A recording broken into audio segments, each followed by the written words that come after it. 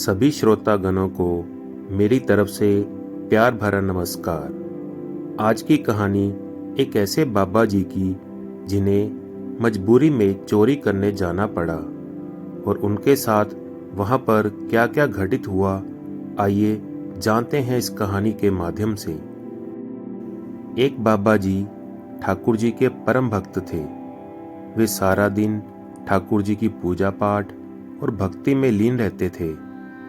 उनका एक नियम था कि वे सुबह सूरज उगने से ठीक पहले तारों की रोशनी में ही गंगा स्नान करने के लिए निकल पड़ते थे और वापस आश्रम आते हुए ठाकुर जी को अर्पण करने के लिए रास्ते में से सुंदर सुंदर फूलों को इकट्ठा कर लाते। आश्रम पहुंचकर वे सबसे पहले चंदन घिसकर पूजा की थाली को सजाते और भोग तैयार करने के पश्चात ठाकुर जी को जगाने के लिए शंखनाद करते। अंत में ठाकुर जी को स्नानादि करवाकर सुंदर सुंदर वस्त्रों और आभूषणों से उनका श्रृंगार करते और उनकी आरती उतारकर भोग लगाते। तत्पश्चात प्रसाद बांटकर वे स्वयं भोजन ग्रहण करते और फिर भोजन ग्रहण करने के पश्चात ठाकुर जी की भक्ति में ही लीन हो जाते। लेकिन एक दिन जब बाबा जी अपने आश्रम से गंगा जी में नहाने के लिए निकले तो बाबा जी धोखे से आधी रात को ही निकल पड़े थे। रास्ते में ही उनको चोरों का एक दल मिला। चोरों ने बाबा जी से कहा, या तो हमारे साथ चोरी करने चलो, नहीं तो मार डालेंगे। बेचारे बाबा जी क्या करते, उनके साथ हो लिए।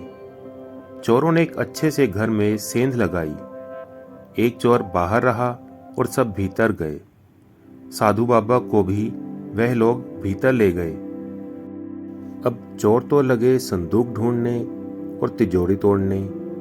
बाबा जी ने देखा कि एक और सिंहासन पर ठाकुर जी विराजमान हैं। उन्होंने सोचा, अब आ ही गए हैं तो हम भी कुछ करें। ये ठाकुर जी की पूजा करने बैठ गए। बाबा जी ने चंदन घिसा, धूप बत्ती ठीक की और लगे इधर उधर भोग ढूंढने। वहां कुछ प्रसाद तो था नहीं। सोचा, ठाकुर जी के जगने पर कोई सती सेवक आ जाएगा तो उससे भोग मंगा लेंगे।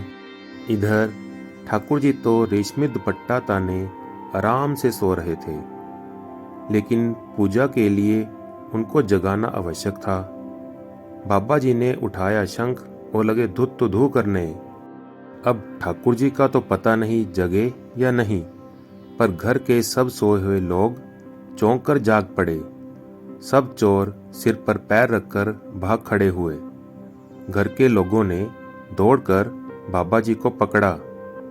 बाबा जी ने कहा, अरे चिल्लाओ मत, ठाकुर जी को भोग लगाने के लिए कुछ दौड़कर ले आओ, तब तक मैं पूजा करता हूँ।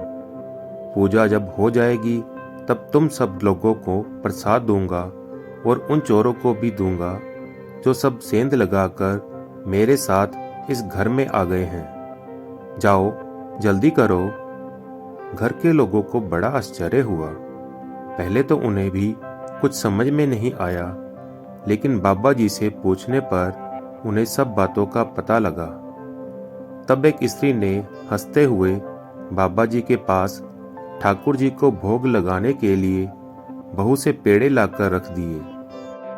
तब बाबा जी ने ठाकुर जी की आरती उतारकर उन्हें पेड़ों का भोग लगाया और घर में सब लोगों को प्रसाद बांटने के पश्चात उन्होंने पूछा कि अरे वे सब चोर कहाँ चले गए जो मुझे यहाँ लेकर आए थे। उन्होंने तो प्रसाद भी ग्रहण नहीं किया, कहीं ठाकुर जी नाराज हो गए तो। लेकिन घर में मौजूद सभी लोग उनकी बात सुनकर हंस पड़े और सोचने लगे कि किस प्रकार ठाकुर जी ने अपने प्यारे और भोले भाले भक्त बाबा जी की उन चोरों से रक्षा की। उस समय एक वृद्ध यह गा रहे थे, विधिवश सुजन कुसंगत परहि, फनि मनि सम निज गुण अनुसरहि। ऐसे ही होते हैं भक्त और उनके भगवान, जिनकी लीला को आज तक कोई समझ नहीं पाया। बोलो बांके बिहारी लाल की जय।